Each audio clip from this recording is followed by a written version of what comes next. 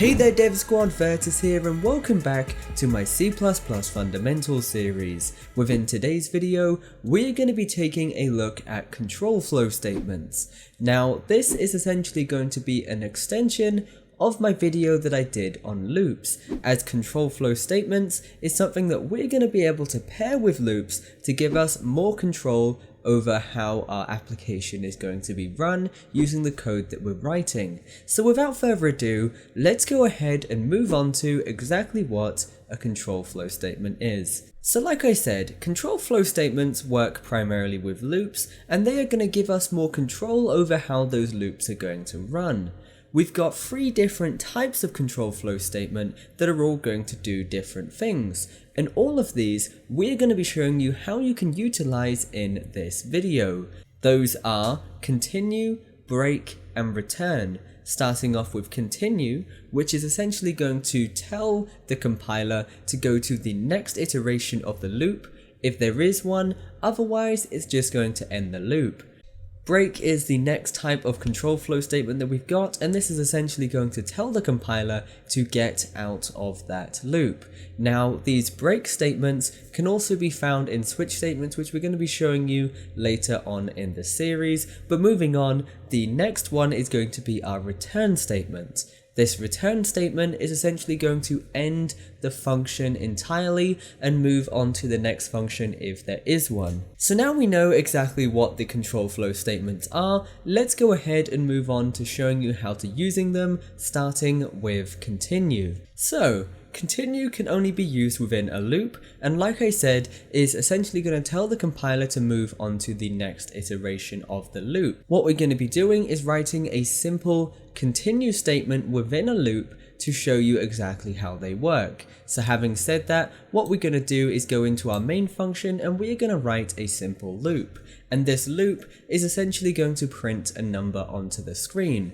So having said that, what we're going to do is first and foremost declare a variable that we can work with, which is going to be I, and we're going to set this equal to 0. Now once we've got this, what we can do is move on to creating a loop based around this variable. So what we're going to do is create a while loop, and this is just going to be while I, which is the integer that I've just created, is less than 5.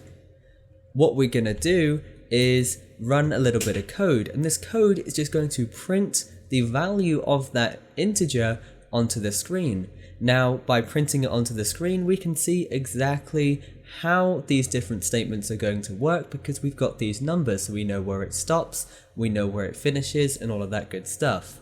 So within our while statement, we're going to use the curly brackets because we're opening up a loop. So what we're going to do now is inside the body of our loop, we're simply going to do std : cout, and then with this we're going to feed in a little bit of information. That information is going to be our I variable that we've just created, and then we're simply going to end off the line by using std : end line, and then we're going to end off that statement with a semicolon. On the next line, what we're going to be doing is simply taking our I variable that we've just created and simply doing ++, and this is essentially going to take the I variable and add 1 to it. And then with this, we are going to go ahead and add the semicolon to end this off. So what should happen now is if I go ahead and run our application through the debugger, what we're going to see on our screen is this I variable on the screen going up starting from 0. So give it a couple of seconds to build and we'll see that. So as you can see here now, what we have got is a simple loop which is going to print the value of I onto the screen, and it is going to be doing this as part of a loop going from 0 to 4 because that integer is less than 5. So that is how our while loop is set up. What we're going to be doing is showing you how you can use a continue control flow statement to affect the behavior of this. Now, writing a continue statement or a continue control flow statement is as simple as just typing in continue and then semicolon. If I go ahead and hit debug to run our application, you are going to notice this is not going to affect the behavior of our code. And the reason for that is because it is running all of this code first, and once it's done that, it's just going to move on to the next iteration. what you're going to want to do with your control flow statements is include this in an if statement. So if the condition of an if statement is true, then what you can do is choose not to run this code that we've got here and printing it onto the screen. So let's go ahead and show you how to do that. So what we're going to do is delete our continue statement, and then at the very top, just before our print code, what we're going to be doing is simply writing a tiny bit of code. This is just going to be, so if, and then in brackets, we are going to do I equals equals and then free. So essentially, what this is doing is checking to see whether or not this I integer that we've just created is equal to free. If it is equal to free, then what we're going to do is simply continue. So let's go ahead and do just that. So on the next line after the if statement, we are going to do continue. And because we've put this continue in here, as soon as it gets to that control flow statement, for continue, it's going to move on to the next iteration.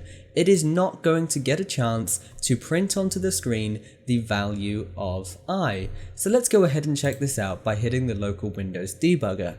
So what is going to happen now is it's going to run 0, 1, and 2 up until it gets to 3. Now it's not going to do anything else after that, and the reason for that is because our integer that is going to be incremented is actually after that continue statement, so it's never going to get run after 2. What we could do is go ahead and move this so it's just before the if statement, just like this, and what we're going to find is we are going to get a different effect. So it's still going to increase the numbers, but once it gets to that specific line, it is going to skip it because we are continuing. So as you can see here, if it is equal to 3, it is going to continue. So it's going to skip printing on 3. So we've got 1, 2, skip 3, 4, and 5, and that is it. So hopefully you guys are able to see just how you can use this continue control flow statement. You can use if statements within your loops to give you a little bit more power over exactly how they're going to be run. So now that we know how the continue control flow statement works, what we're going to do is simply move on to break. Breaks are also used in loops, but can also appear in switch statements, and the functionality is going to stay the same nonetheless. Now, switch statements is something that we're going to be showing you later on in this series. But essentially, the break control flow statement is essentially going to do exactly what it says. It is going to break it. It is going to break that loop. So once your code goes through line by line and gets to the break statement, instead of moving to the next iteration like continue did, what it is going to do is take you out of that loop entirely. So let me go ahead and show you exactly what I'm talking about.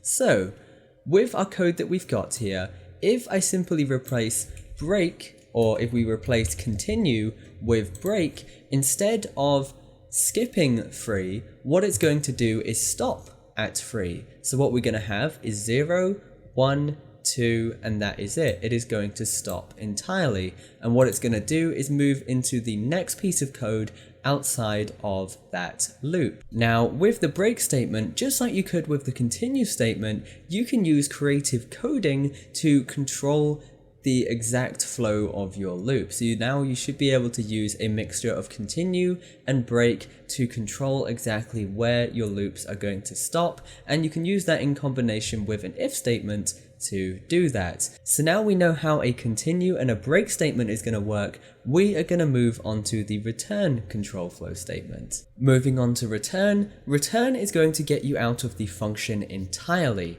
Depending on the type of function that you are using, you're also going to have to return a variable. For example, while we're in the main function, as you can see here, this is an integer function, and as such, we are going to need to return a variable. Now, there is only one exception where you're not going to have to return a variable as part of your return control flow statement, and that is a void function. Now, if you don't know what a void function is, go ahead and head over to my video on functions and you'll be able to learn and understand exactly what that is. So what we're going to do now is replace our break statement with a return function and see exactly what happens. So having said that, get your break statement, and then we are going to add the return. Now with this, like I said, we need to return a variable. We are working with an integer function, so what we're going to be doing is simply returning 0. And by returning 0, we are essentially returning nothing. So what I'm going to do now is go ahead and hit debug. And what you're going to notice is once it opens, it is going to close straight away, or we are going to get an error. And that is simply because we are getting to the end of our application. So we are coming out of this main function and we are not actually going to be able to run cin.get, which is essentially going to stop this application from closing. When you're working with a return control flow statement, you want to make sure that you do have multiple functions so you have something else to move into. In this case, it is not ideal because this is the one and only function that we have got here. So having said that, return is great if you just simply want to move from one function to another, skipping code. Now, one thing I do want to mention with your return is if we go ahead and delete all of our code that we've just created within our while loop, and then if we was to put our return in front of our cin.get by simply doing return 0, what is going to happen is it's going to run the return control flow statement, and this is going to move to the next function. Now, because there is no conditions attached to this return statement, what is going to happen is there is 0 possibility of this code here being run. So essentially, this is what programmers call dead code, because there's no chance of it being run. And this code is essentially useless, and we may as well just delete this. And if we was to go ahead and debug with this, it is going to do the same thing as the code being there, which is nothing. So what we have done now and what we have figured out is exactly how we can use the continue, break, and the return control flow statements. So hopefully you now have a better understanding of how you can use a return statement. A return statement can be used in an if statement, it can be used in a loop, in just the same ways that you would do with any of the other control flow statements. And having said all of that, hopefully now what you should have is a better understanding of how you can use the 3 control flow statements, those being control, return, and break, to give you more power control over how the application is going to flow in general. And we're going to be doing all of this by using a mixture of these control flow statements with if statements and also our loops, as I've shown you in today's video. As we go through this series, you are going to see me referencing these control flow statements quite a bit, as this is going to be standard practice for controlling the flow of our application. So that is everything that I wanted to teach you in today's video. Once again guys, thanks for watching, stay awesome, keep creating, your boy Virtus, signing out. This video was made possible by my supporters on Patreon. If you want more videos like this, check out my Patreon page using the link in the description. To stay up to date on new releases, make sure you follow us on social media.